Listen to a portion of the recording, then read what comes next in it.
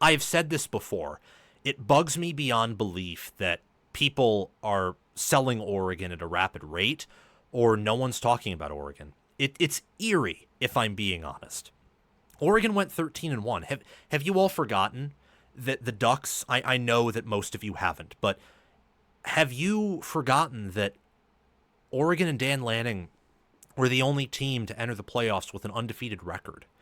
They were the only team to finish the year in the Power Four with one loss. The only. Everyone else finished with two. Even the national champion Ohio State finished with two. They gave Oregon their one loss, and it was a spanking.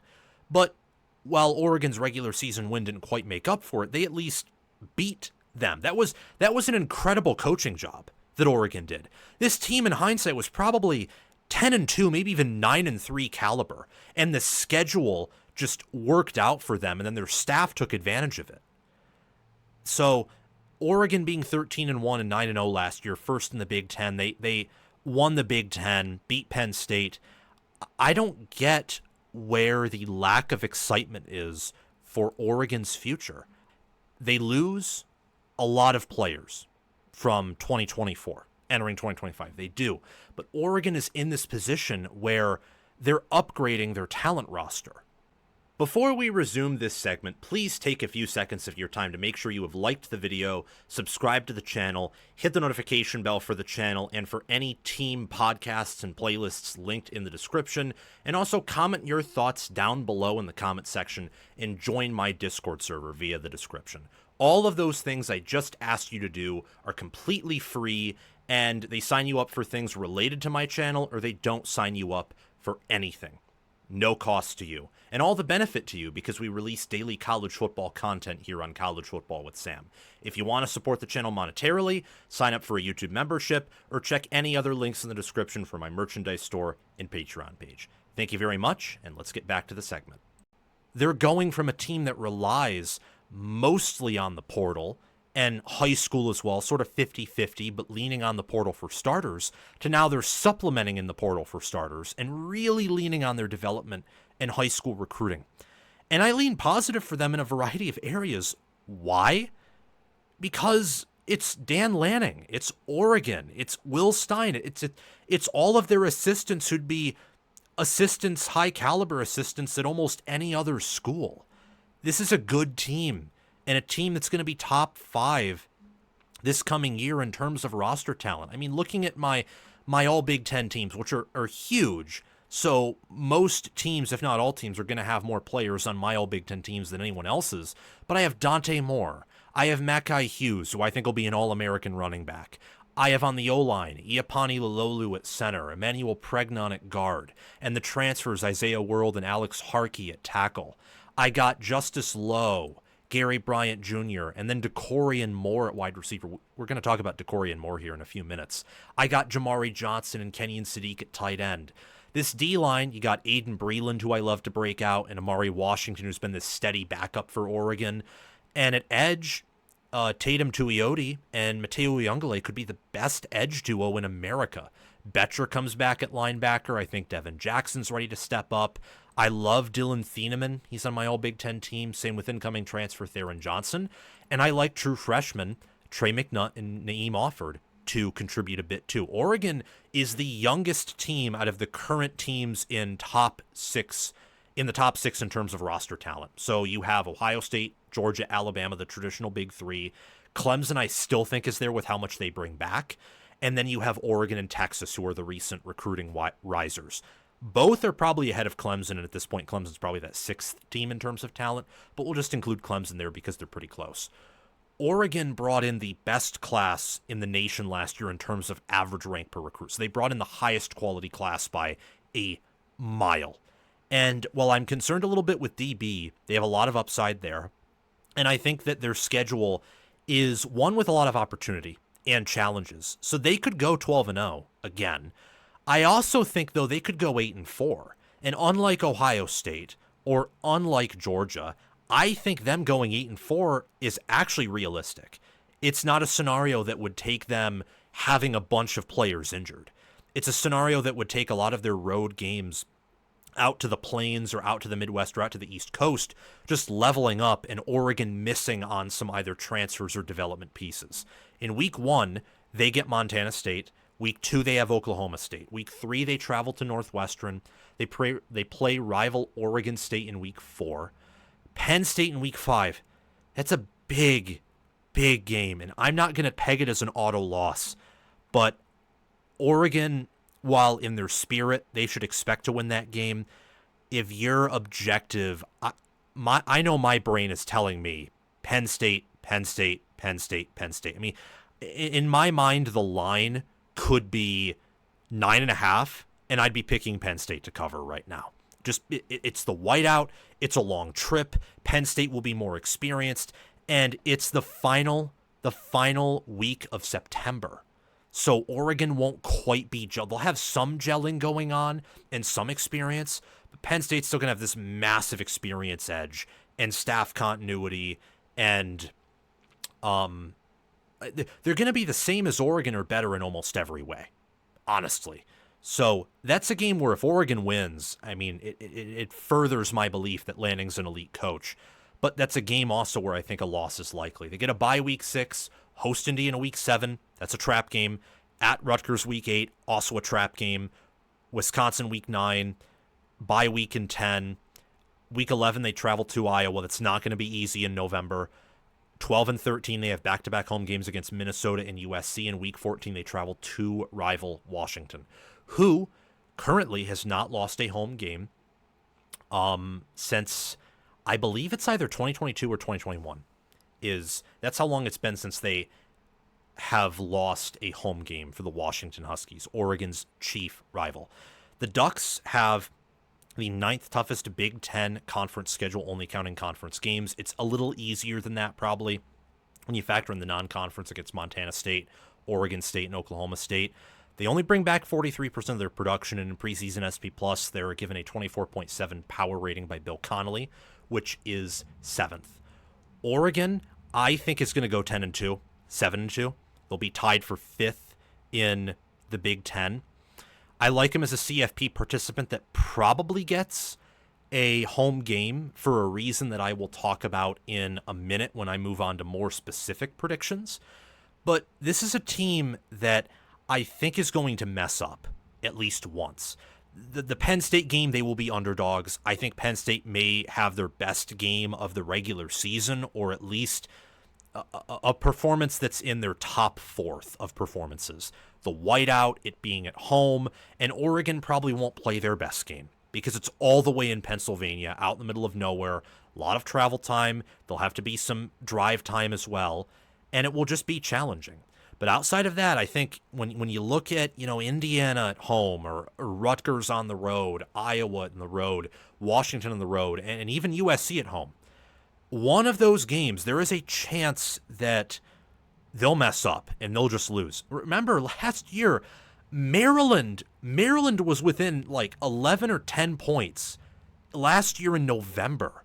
They nearly lost to Wisconsin when Wisconsin was hanging on by a thread, when Wisconsin was nearly dismembered and their limbs are hanging on by like one tendon because they're so banged up and they've played an uber tough schedule.